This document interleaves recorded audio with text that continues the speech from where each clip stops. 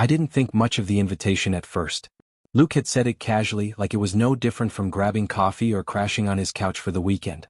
Dad's taking a few days off work and heading up to the cabin. You should come. Get out of the city for once. I said yes before I had time to overthink it. Maybe because I was exhausted. Maybe because I missed quiet. Or maybe, if I'm being honest, because some part of me was curious about his dad in a way I never let myself examine too closely. The drive up was long and quiet, the road thinning as the city fell away behind us. Luke talked most of the time, music low, windows cracked open to let the air in.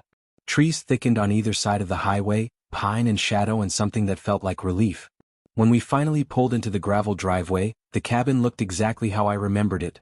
Weathered wood, a wraparound porch, the lake glinting through the trees like a held breath. And then Mark stepped out onto the porch. Luke's dad. He looked older than the last time I'd seen him, but in a way that felt grounded rather than worn. His hair was a little longer, threaded with silver at the temples. He wore a faded flannel with the sleeves rolled up, like he'd been fixing something and forgot to change. Hey, he said, smiling as we climbed out of the car. His voice was calm, steady. Familiar in a way that made my chest tighten just slightly. Luke greeted him easily, dropping his bag and pulling him into a quick hug. I hung back, suddenly unsure of how to stand, what to do with my hands. Mark turned to me next. Good to see you again, he said. When he shook my hand, his grip was warm. Firm but not rushed. And when our eyes met, just for a second, it felt like something clicked into focus. Not desire. Not yet. Awareness. Like he was really seeing me, not just as Luke's friend, not just as a kid tagging along. His gaze lingered half a beat longer than polite before he let go. I told myself it didn't mean anything. Inside, the cabin smelled like wood and coffee and something faintly metallic from the lake. Sunlight spilled through the windows in long, slanted lines. It felt quiet in a way that pressed gently against my ribs. Luke claimed the smaller bedroom immediately, tossing his bag on the bed like he owned the place, which technically he did. Mark showed me to the other room just across the hall. If you need anything, just ask, he said, leaning against the doorframe. I nodded. Thanks for letting me come. He smiled at that, softer this time. I'm glad you did. The rest of the afternoon passed slowly. Luke went out to check the dock. Mark stayed inside, unpacking groceries, moving around the kitchen with the kind of ease that comes from years of knowing a space by heart. I offered to help, and he handed me a cutting board without hesitation. We worked side by side, not touching but close enough that I could feel his presence. Solid, steady like the cabin itself. Every now and then I caught him looking at me. Not staring. Just glancing over like he was checking to see if I was still there. At one point he asked about my classes. About what I wanted to do after graduation. I gave him the vague answers I usually gave adults, but he didn't rush me, didn't interrupt. He listened like it mattered. That was new. Dinner was simple. Grilled vegetables, bread, something Mark had marinated earlier. We ate on the porch as the light faded, the lake turning dark and still. Luke talked about work, about people I barely knew. Mark laughed quietly, adding the occasional comment. Sometimes when Luke wasn't looking, Mark's eyes flicked back to me. It wasn't flirtation. It was curiosity. And that unsettled me more than anything else could have. After dinner, Luke suggested a walk down to the water. Mark said he'd stay back and clean up. I followed Luke down the path, the sound of insects growing louder with every step. But even as we talked, my mind kept drifting back to the porch. To the way Mark had leaned against the railing watching us go. When we came back, the cabin lights were on, warm against the dark.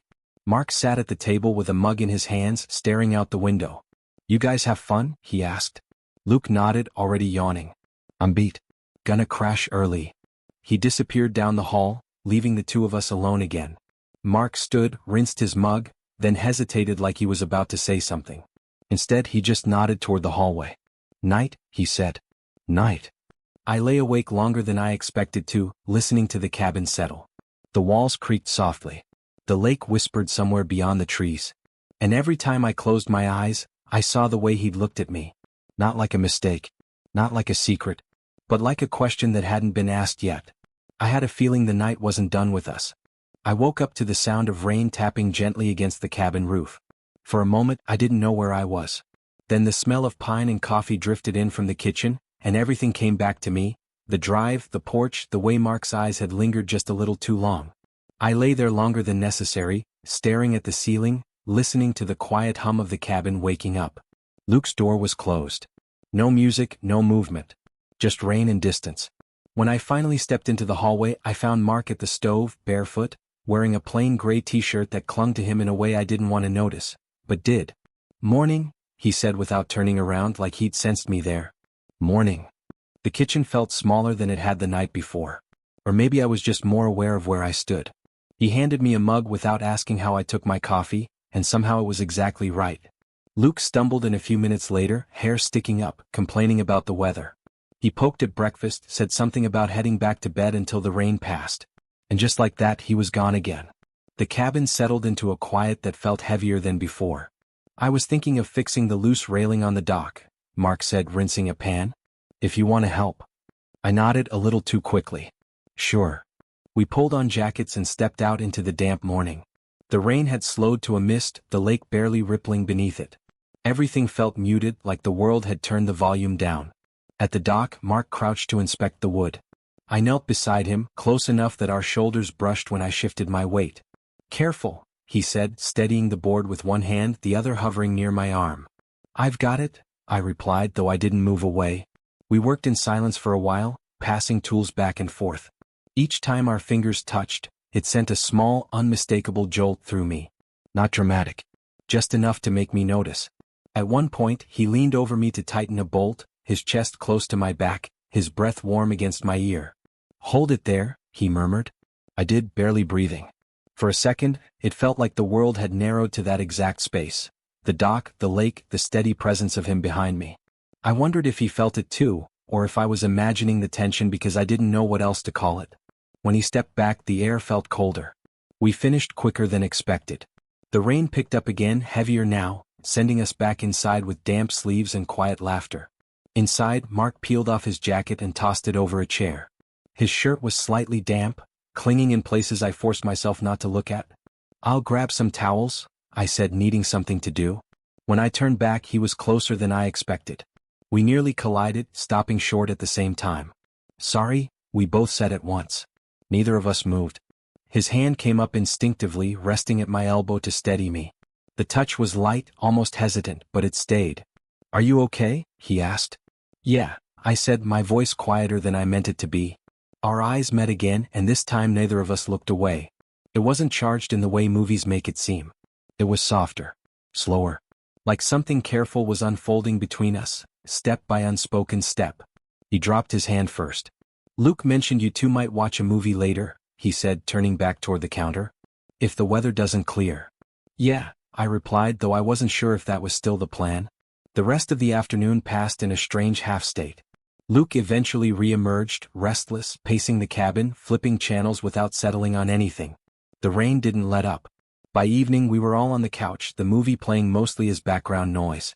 Luke stretched out at one end, already drifting towards sleep. I sat on the other, trying not to notice how close Mark was beside me. At some point, Luke mumbled something about going to bed and disappeared down the hall again, leaving the movie running and the room dimly lit. I shifted, unsure whether to stand or stay. Mark didn't move. The space between us felt deliberate now, charged with awareness. Our knees brushed when I adjusted, and neither of us apologized. "I forget how quiet it gets out here," he said softly. "Yeah," I replied. "It's kind of nice." He nodded. "It is."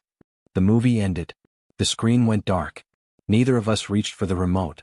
The silence stretched, not uncomfortable but heavy with things neither of us knew how to say. At some point, my shoulder leaned against his without me realizing I'd moved. He stiffened for half a second, then relaxed, letting it happen. His warmth seeped through the thin fabric of my shirt. I focused on my breathing, afraid that if I thought too hard about it, the moment would shatter. "This probably looks strange," he said quietly, not looking at me. I swallowed. "Does it feel strange?" He considered that. "No," he said. "It doesn't." We stayed like that for a long time, listening to the rain, sharing the kind of closeness that didn't demand anything but presence. Eventually I stood, my legs tingling. "I should probably get some sleep." He nodded, slower this time. "Yeah, me too." As I walked down the hallway, I felt his gaze on my back. Not heavy, just there. When I closed my door behind me, my heart was racing, not with fear but with the realization that whatever this was, it had crossed a line I couldn't uncross. We were too close for it to be nothing. And we both knew it. I didn't sleep much that night. Not because anything had happened, but because something almost had. and somehow that felt louder than if it had. The cabin settled around me in low creaks and distant wind, but my mind stayed fixed on the quiet weight of Mark's shoulder beneath my cheek, the way he hadn't moved away, the way he'd said it didn't feel strange. By morning, I felt wrung out in that particular way that comes from holding something fragile too tightly in your chest. I waited longer than usual before leaving my room. When I finally stepped into the kitchen, Luke was already gone. A note sat on the counter in his messy handwriting. Went into town. Back later. Mark stood at the sink, sleeves rolled up again, hands submerged in warm water. He looked up when he heard me. Morning, he said. There was something different in his voice, not awkward, not distant. Just careful. Morning, I replied. We moved around each other quietly, like we were both trying not to disturb something invisible between us. He poured coffee.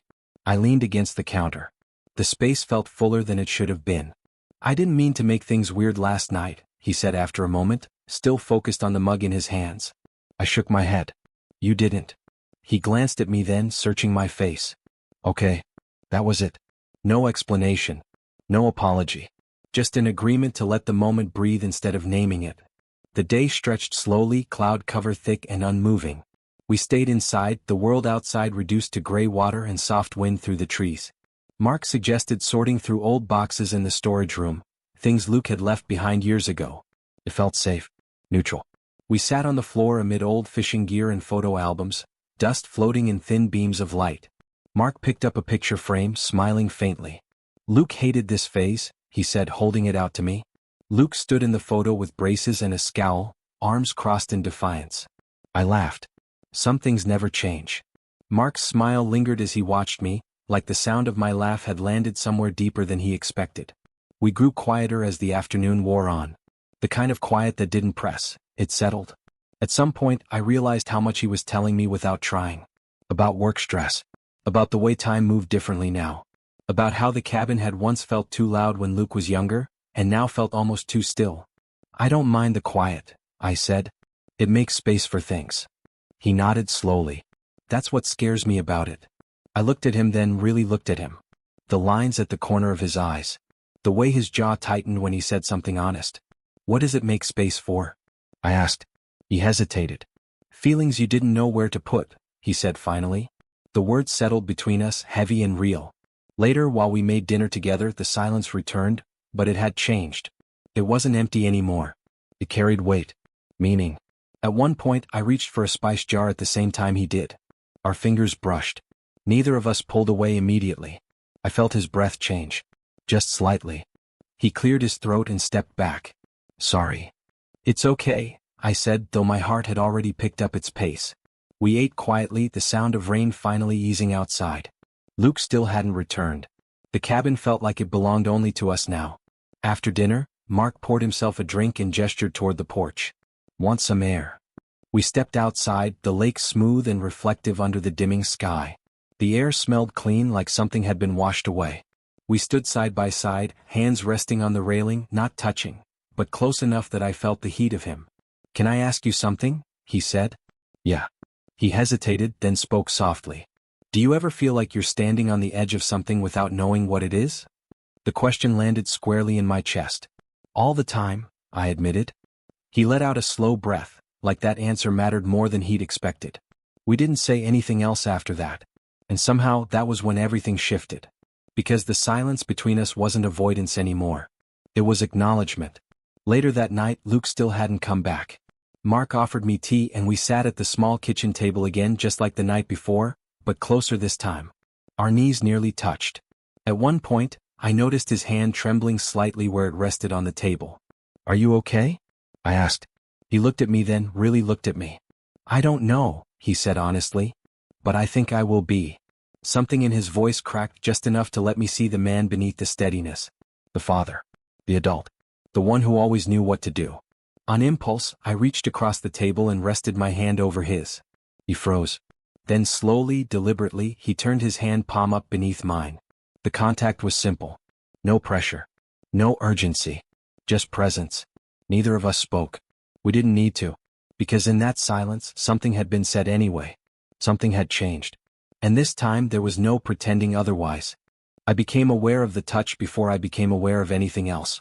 Mark's hand was still beneath mine when I realized how quiet the cabin had grown. Not the peaceful quiet from before, but the kind that felt alert, like the world was holding still to see what we would do next. I should have moved my hand. I didn't. Neither did he. The kitchen light hummed softly above us. Outside, the lake reflected the darkening sky, smooth and unreadable. Luke was still gone, hours now, and the cabin felt suspended in a pocket of time that didn't belong to anyone else. I started then stopped. Mark lifted his eyes to mine. Yeah, he said softly. Me too. But he didn't pull his hand away. Instead, his thumb brushed, barely, against the side of my palm. It was such a small movement that it almost felt accidental. Almost. My chest tightened. I felt the heat of his skin, steady and grounding. The moment stretched, fragile and deliberate, like a bridge neither of us knew how to cross without breaking something. Finally he stood.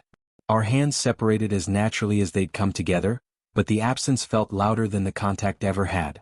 I'm going to step outside for a minute, he said, voice controlled, too controlled. Clear my head. I nodded, unable to trust my voice. I listened as the screen door opened and closed, the sound echoing through the cabin. Only then did I realize how fast my heart was beating.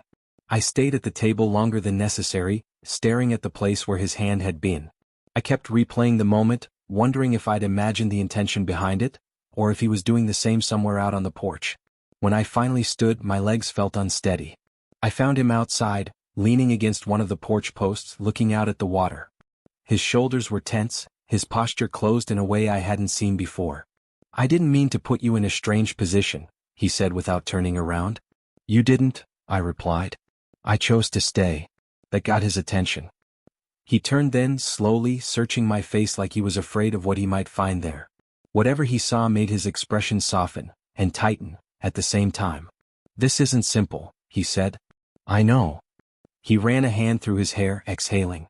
I keep thinking I should create space. Be responsible. Do the right thing. And is this the wrong thing? I asked gently. He didn't answer right away. Instead he stepped closer. Not close enough to touch, but close enough that I felt the shift in the air between us. Close enough that I could see the conflict written clearly across his face. I don't know, he said honestly. That's what scares me. The porch light cast warm shadows across him, emphasizing the lines in his face, the ones that came from years of choosing caution over want. I realized then how much restraint lived inside him. How practiced he was at holding himself back. Without fully deciding to, I reached out. My hand found his forearm, tentative, respectful. I gave him time to pull away. He didn't. Instead he looked down at where I touched him, then back at me. Something unguarded flickered across his expression. That, he said quietly, is exactly the problem. I can stop, I said even as my hand stayed where it was. I know, he replied. That's why it matters. Slowly, deliberately he covered my hand with his own. The contact sent a wave of warmth through me, steady and grounding like before, but deeper now. His hand was larger, rougher, the weight of it reassuring instead of overwhelming. Neither of us moved. His thumb rested against my wrist, right where my pulse raced beneath the skin. I wondered if he could feel it. I wondered if he knew what that meant to me, that he was choosing not to step away. After a long moment he let go. I need to think, he said, voice tight again. I don't want to hurt anyone. I don't want that either, I said. He nodded once, then stepped back, creating distance like it cost him something. I'm sorry, he added. For what? I asked. For wanting something I haven't figured out how to want safely. The honesty of that landed hard. You don't have to figure it out tonight, I said. He met my eyes again, and this time there was gratitude there. And something else. Relief maybe. We went inside separately.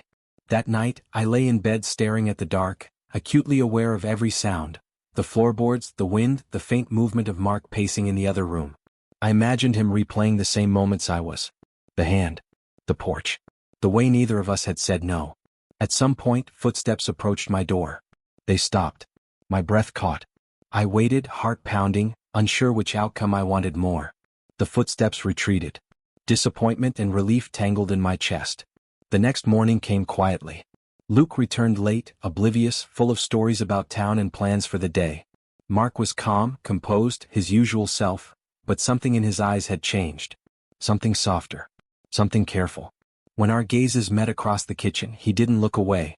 And when he passed me a plate, his fingers brushed mine, Brief, intentional, lingering just long enough to remind me that what had happened hadn't been a mistake. It had been a beginning.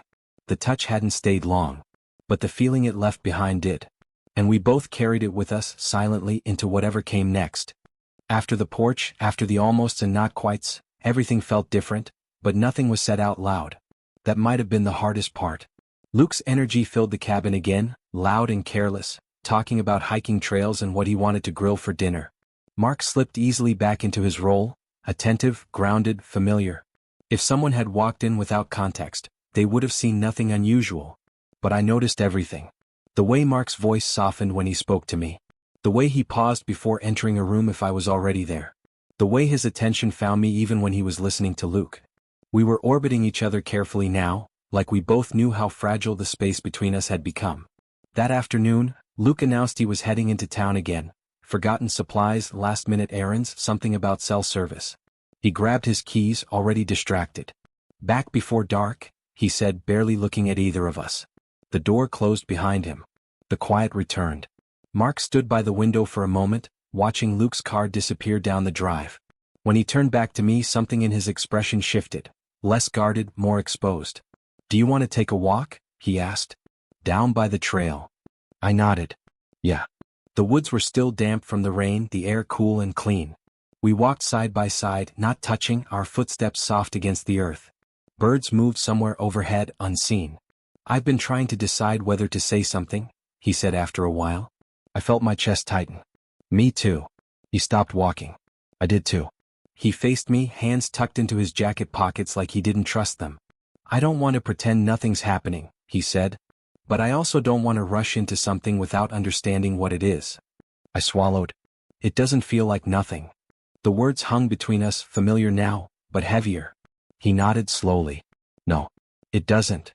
We stood there, the woods holding our silence gently. I realized then how much courage it took for him to even say that much. How carefully he'd lived his life. How rarely he'd allowed himself uncertainty. "I'm not asking for answers," I said quietly. "I just don't want to feel like I imagined it." He looked at me, then really looked at me, his eyes searching my face with an intensity that made my breath catch. "You didn't imagine it," he said. I felt it too. Something loosened in my chest at that. Relief, sharp and sudden. "But I don't know where it goes," he continued. "Or what it means." "I don't either," I admitted. "But I think it's okay not to." He considered that, his jaw tightening, then easing. "You make it sound simple." "It's not," I said. "But it's real." That word, real, landed differently.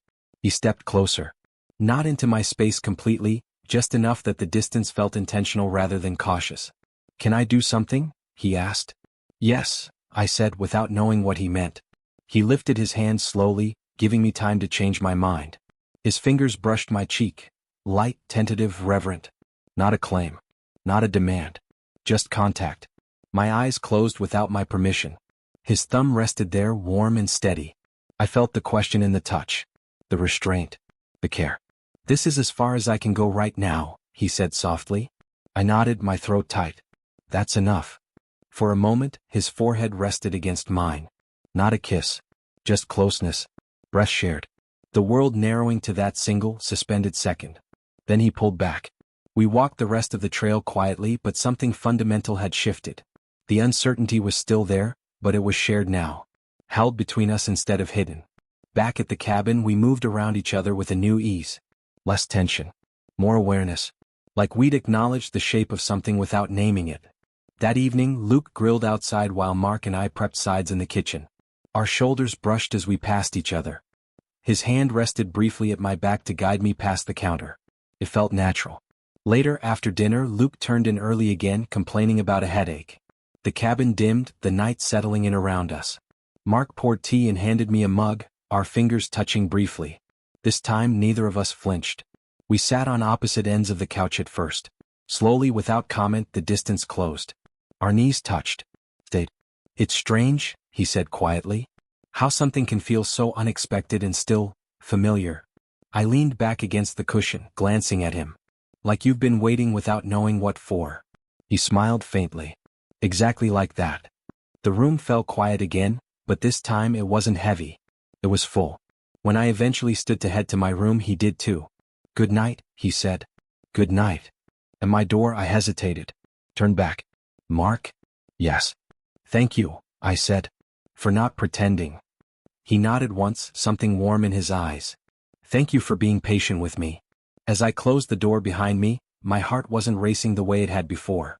It was steady. Hopeful. And for the first time since arriving at the cabin, I didn't feel like I was standing on the edge of something alone. Whatever this was, it was real enough to stay with me. And that was enough for now. The next day unfolded without urgency. No tension crackled through the air. No questions demanded answers. It felt as though we'd reached an understanding, not spoken but solid.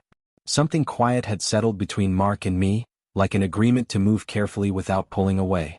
Luke spent most of the morning on the phone, pacing the porch and complaining about work. Mark and I shared the kitchen, moving around each other with an ease that surprised me. He handed me a mug without asking. I reached for a towel when he spilled water on the counter. Our rhythm was unspoken, natural. At one point, Luke stepped outside to take another call, and the cabin fell quiet again. Mark leaned against the counter, watching me rinse a plate. You look more relaxed today, he said. I smiled. So do you. He considered that. Maybe I am. We spent the afternoon doing small things, stacking firewood, fixing a loose hinge on one of the windows, sitting on the dock with our feet dangling over the edge. Luke drifted in and out, oblivious to the way the space between Mark and me had softened. At the dock, Mark sat beside me, close but not touching. The lake reflected the sky like glass. I used to come here alone a lot, he said. After Luke moved out. I glanced at him. Did it help? Sometimes, he said. Sometimes it just made the quiet louder. I nodded. I get that. He looked at me then, something thoughtful in his eyes. I didn't realize how much I missed having someone to share it with. The words landed gently, but deeply. That evening, Luke announced he'd head to bed early again, exhausted from doing very little. Once more the cabin settled into stillness. Mark and I sat on the porch wrapped in blankets, the night cool but comfortable. Crickets filled the spaces where words didn't need to be. At some point, without comment, he reached for my hand. This time I didn't hesitate. Our fingers intertwined naturally, the contact warm and grounding. I leaned my head against his shoulder, feeling him breathe beneath me. I didn't know I was waiting for this, he said quietly. For what? I asked. He glanced down at our joined hands. This feeling. The calm. I swallowed, emotion tightening my chest. Me too. We stayed like that for a long time, neither of us rushing the moment. There was no need. The closeness felt complete on its own. Eventually he shifted slightly, careful not to break contact. Are you cold? A little, I admitted. He adjusted the blanket, tucking it more securely around my shoulders. His arms stayed there afterward, resting lightly behind me. The gesture was protective, gentle. When I looked up at him, our faces were closer than before. I could see the lines at the corners of his eyes, the warmth there. He hesitated, giving me time. Then, slowly, he pressed a soft kiss to my temple. It wasn't rushed. It wasn't hungry. It felt like gratitude. I exhaled, my eyes closing. Okay, I whispered, not sure what I was agreeing to, but knowing I meant it. He didn't pull away immediately. His forehead rested against mine, our breaths mingling in the quiet night. I want to keep this honest, he said softly. Whatever it becomes. I do too, I replied. We went inside together, the cabin warm and dim. At my door he paused. Good night, he said. Good night. I watched him walk away, a sense of fullness settling in my chest. That night sleep came easily. Not because everything was resolved, but because something essential had been acknowledged. Because I wasn't holding the feeling alone anymore. I realized then that I hadn't been waiting for certainty. I'd been waiting to feel seen. And somehow, without asking for it, I had. Morning came quietly, the way it only does in places far from schedules and noise. Sunlight filtered through the trees and spilled across the cabin floor in soft, golden bands. I woke slowly, aware of the calm in my chest before I was fully aware of where I was. For the first time since arriving, there was no knot of anticipation, no restless replaying of moments. Just stillness. When I stepped into the kitchen, Mark was already there, moving quietly so he wouldn't wake Luke. He looked up when he heard me, his face softening in a way that felt instinctive now. Morning, he said. Morning. We shared a smile that didn't need explanation. Coffee brewed. Bread toasted. The small, ordinary sounds of morning felt almost ceremonial. Mark handed me a mug, our fingers brushing briefly. This time neither of us lingered, but neither of us pulled away too quickly either. It felt balanced. Easy. Luke shuffled in a few minutes later, bleary-eyed and loud, immediately filling the space with complaints about sleep and dreams that made no sense. Mark listened patiently. I smiled to myself, watching the way he moved between roles so naturally: father, host, something else he hadn't quite named yet. After breakfast, Luke announced he was heading out for one last walk by the lake before packing up. He grabbed his jacket and disappeared down the trail without waiting for either of us. The door closed. The quiet returned, but it was different now. Mark leaned against the counter, studying the grain of the wood like he was gathering his thoughts. I waited, giving him space. "I've been thinking," he said finally. "About?" I asked. "About how unexpected this was," he replied. "And how right it feels even without answers." I nodded. "I didn't come here expecting anything." "Neither did I," he said, then smiled faintly. "Life has a way of ignoring our plans." He stepped closer, stopping just in front of me. Not crowding. Just present. "I don't know what happens after this weekend," he said honestly. "But I don't want to pretend it didn't matter." "It mattered to me," I said. His eyes held mine, steady and open. "Good." Outside, the lake was calm, the surface broken only by the slow drift of leaves. We stepped onto the porch together, the air cool and bright. He rested his hand lightly at the small of my back. Not a claim, not a secret. Just connection. When Luke returned, he was already talking about the drive back, about deadlines and traffic. The spell of the cabin began to loosen, reality edging its way back in. We packed slowly. At the door, bags in hand, Mark pulled me into a hug. It was firm, warm, lasting just long enough to say everything we weren't ready to put into words. "Take care of yourself," he said quietly. "You too." As I stepped away, he added, almost to himself, "Whatever this becomes, I'm glad we didn't ignore it." So was I. The drive home felt different than the drive up, lighter somehow. Not because everything was resolved, but because something honest had been allowed to exist. I didn't expect it. I didn't ask for it. But I knew, with a certainty that surprised me, that I wouldn't undo it for anything. Some connections don't announce themselves loudly. They arrive softly, in quiet cabins and lingering looks, and stay with you long after you leave.